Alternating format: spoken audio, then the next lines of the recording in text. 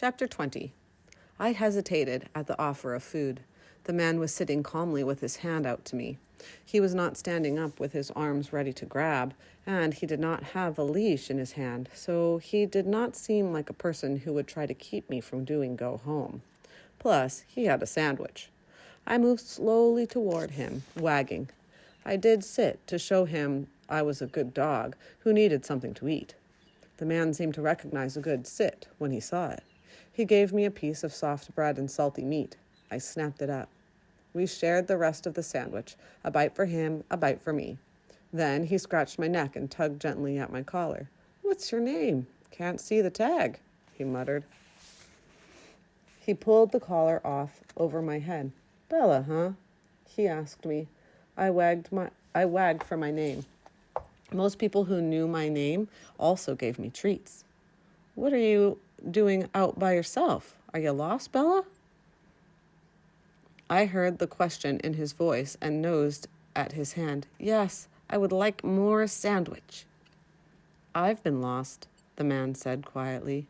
I nosed at his hand again. "Want to be my dog, Bella? I could use a dog. You're not fierce, but you look fierce. You could fool people, I bet. Nobody would mess with me if I had a dog like you." The man did not seem to have any more sandwich. I looked toward the big, bright building again. A woman was walking briskly in, and the doors swept open for her and shut behind her. "But that wouldn't be right," the man said softly, looking at me. "You belong to someone. You've got a home, huh? Lucky dog. Better go home." I looked back toward the man in surprise. That was what I was trying to do. I reached toward my head with the collar, but I backed away. His words made me feel restless. Go home meant that I should run. I needed to run. Plus, I needed chicken. I moved toward the glass doors. They opened. It was almost like the way Lucas would hold the door for me after we got back from a walk. It was as if I was invited. Inside the door, right in front of me, there was a rack of metal shelves. Lights on the shelves shone down on chickens wrapped in bags. Heat wafted off the shelf, bringing that smell, the delicious, amazing, wonderful smell, right to my nose. It was like the chickens had me on a leash and were pulling me to them. I slunk forward into the store. Dogs were not supposed to take things on shelves. I knew that. Food on shelves and tables and counters was for people. Food in bowls on the ground was for dogs. But I could already taste the chicken, could imagine chewing and swallowing. I licked my lips. Now I was right at the shelves, right in front of the chickens. I stood up on my back legs, trembling. I stretched my neck and reached my muzzle forward. Carefully, I took one bag of chicken with just my front teeth. "Hey!" someone shouted. I looked up with the bag in my mouth. A man with a white coat on was coming around from behind the shelves. He seemed angry. I let go of the bag of chicken and it fell to the ground. Food on the ground is for dogs. I dropped down to all 4 feet, snatched up the bag, and turned around. Time to leave this nice building now. But behind me, the glass doors were closed. The angry man in the white coat was getting closer. I needed to get away from him. I darted forward. "Stop, dog!" the man in white shouted. He was one of those people who wanted to keep me from Lucas, I could tell. So I ran, gripping my bag tightly in my mouth. But which way could I go? Only humans can tell how to get in and out of the buildings. The floor was slippery under my feet. I galloped along rows and rows of shelves, scrabbling around corners. When I tried to slow down, I just skidded on slick tiles. The pounding feet of the man in pursuit frightened me. Up ahead, a younger man was standing on a ladder, stacking boxes on the top shelf. I squirmed past him. He wobbled and crashed to the floor, scattering his boxes everywhere. People stared at me as I raced past. A few tried to grab me or the chicken, but it was my chicken now. All I wanted was to find a quiet place for me and my dinner, but people were yelling at me. I had to get away. Get him! Catch the dog! The man in the white bellowed from behind me. A boy with a broom in his hands ran at me, so I turned, sliding, and dashed down a new row of shelves. A man with a cart called, "Here, boy!" and seemed friendly, but I did not stop for him. All I could smell was the bag in my jaws, and all I could feel was my panic. Everyone inside this building thought I was a bad dog. "Hey!" another man shouted as I came to the end of the aisle. He waved his arms at me, and I skittered to a halt and nearly fell before I could back wildly away. "Got you!" It was the man in the white coat, right behind me. I bounded forward, right toward the man who was still waving his arms. I dove around his feet. His hand brushed the fur on my neck, but there was no collar for him to grab. Behind me, the man in the white coat thumped into a cardboard shelf. Little plastic containers fell out, bouncing across the floor. He slid, crashing to the tiles in a heap. I smelled the outdoors and raced off in a new direction. But when I reached the place where the smell came from, it was not outside after all.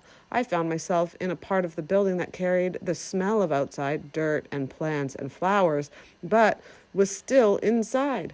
I spun in a circle, confused, still gripping my bag of chicken tightly. Nobody seemed to be angry here, although there were people staring at me. So I dropped the bag to the floor, ripped it open, and bolted down several bites of chicken. It tasted just as amazing as I'd hoped.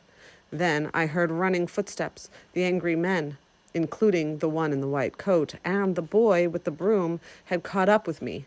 I grabbed the bag and darted to one side. The boy thumped into a table. A whole pile of oranges rained down on the floor with soft, dull thuds. They rolled like balls, but I did not pause to chase them. I took off in a new direction, toward where I could smell fish and meat and cold air pouring from the walls. "Get the dog!" the men yelled from behind me. I raced past cold air full of meat smells, then past delicious bread and cheese. This place was like a giant kitchen, full of food that dogs would love to eat. I would have liked to slow down and sniff every shelf, but nobody here seemed to like dogs at all, and the angry men were close behind me. Now I was back to a familiar place. The rack full of chickens was right ahead of me. I rushed past it. A woman with a sack in her arms was strolling toward the glass doors, and they slid open for her. "No!" somebody howled. I knew that word, but it was clearly not about me. I was doing the only thing I could possibly do, getting out of this place as soon as I could, so nobody should be shouting no at me. The woman with the sack in her arms, though, stopped and turned, so perhaps the no was about her. I raced right past her, brushing her legs and out into the night. The sitting man was still by the wall, laughing as I tore past. "Oh, Bella!" he shouted after me. I heard my name, but I didn't stop. I lopped into the darkness, putting the wonderful food building behind me, and headed down a street with houses and yards. After I had gone a few blocks, I paused, panting. I heard a dog challenge me from behind a fence, so I knew I was in a safe place now, a place that liked dogs. I dropped the chicken to the ground and settled down on my belly to crunch through the rest of my dinner. When I awoke, I felt warm sun on my back. I had noticed the days growing hotter and hotter, but this was the warmest I had felt yet. I yawned and stretched and got to my feet, glancing around me. I still felt anxious, as if I had been a bad dog. Maybe the angry men were still looking for me. I stayed away from people that day, moving cautiously between houses, sniffing hopefully at plastic bins with food smells hidden inside. I could not find any bins with an open lid, but I did knock over one that spilled out a pile of soft noodles in a cheesy sauce. Later, as the sky started to darken again, I passed a garage with a door that was not closed all the way. A gap just wide enough for me was left between the door and the floor, and a smell that I recognized drifted through that gap. Dog food. I squeezed into the garage and nosed around until I found a bag of dog food, mostly full, in a corner. I ripped it open and ate eagerly. I was not being a bad dog now. I was sure of that. Dog food was for dogs. There were 2 other dogs on the other side of a door who did not agree that I was doing what a good dog should. They howled and barked and scrabbled at the door with their claws, but I ignored them as I crunched and gulped. Eating dog food reminded me of Lucas. I remembered how excited I felt when he would take down the dog food from a cupboard and pour it into a bowl. I would dance around the kitchen, too happy to stay still. How grateful I felt. How much I loved Lucas, my very own person, giving me food with his hand. Homesickness gripped me, as powerful as hunger. As soon as I'd finished this meal, I would leave this town. I would go home to Lucas. I would head back up into the mountains.